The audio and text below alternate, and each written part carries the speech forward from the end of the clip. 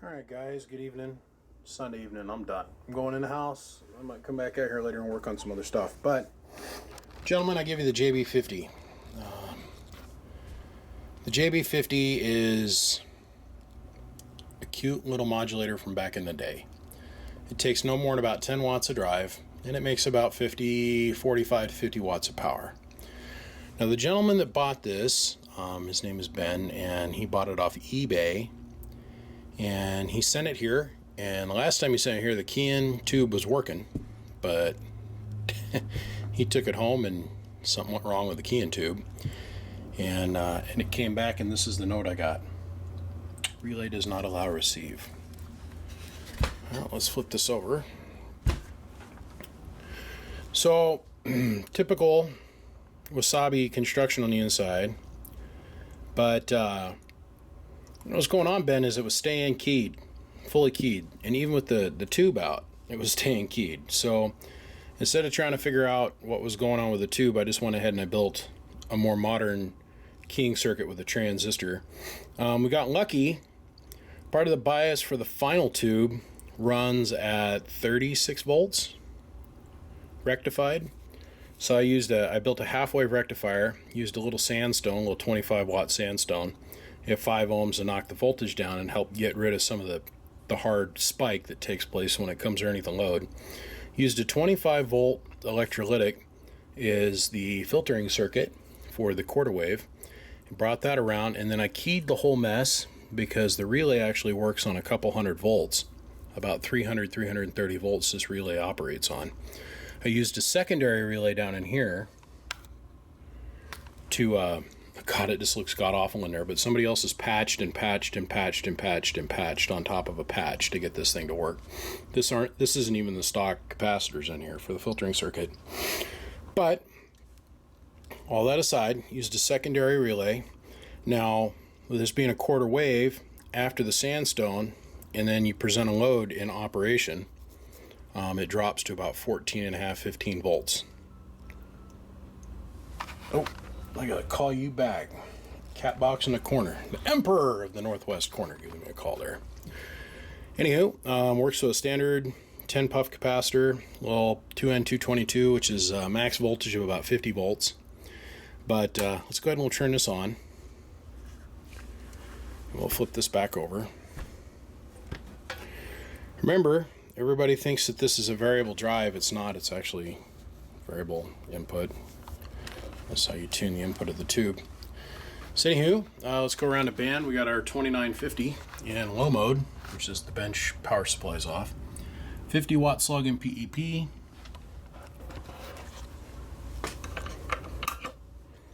Let's take that 1000 watt slug out of there because that'll give us no useful data. 100 watt slug in average, 5 watt slug in reverse. 2950, 5 watt slug sitting between the 2950 and the little JB50. Let's go ahead and we'll key it down. Hello, hello, hello. Hello, hello, hello, hello, hello, hello, hello, hello. Hello, audio. Put about 5 bird into it. Hello, audio. About 22 watts peak power. Here's talking through it. Hello, hello, hello, hello. I guarantee you're going to have awesome receive now, Ben, because you're not going to be stuck in transmit. Let's go ahead and put this thing up into operate. You know how sweet that sound is? To hear that thing clicking and doing it reliably. Hello, audio. Hello, audio. 45, 48 watts peak. Hello, audio. About 10 bird. Hello, hello, hello, hello. And about a quarter watt input. Now, we can sit there and we can tune this out.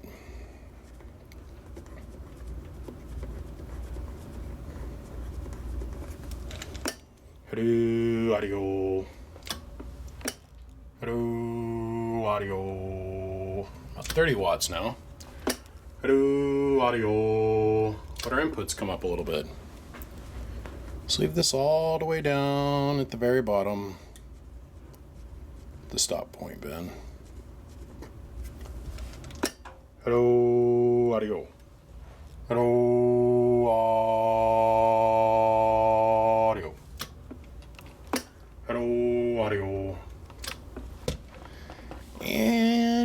transmit receive quits on this thing again. At least we got modern components that cost about 10 cents that we got to change to make it work.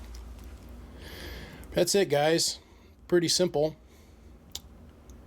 This is about a 60 watt tube max. This little guy right here.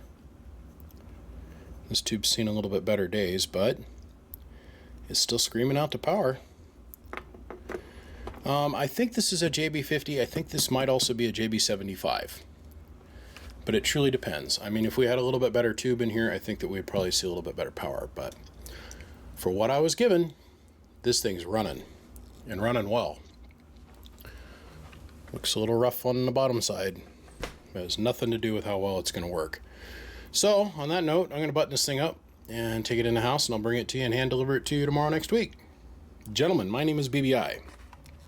And without a shadow of a doubt, I am the biggest mud duck in Idaho.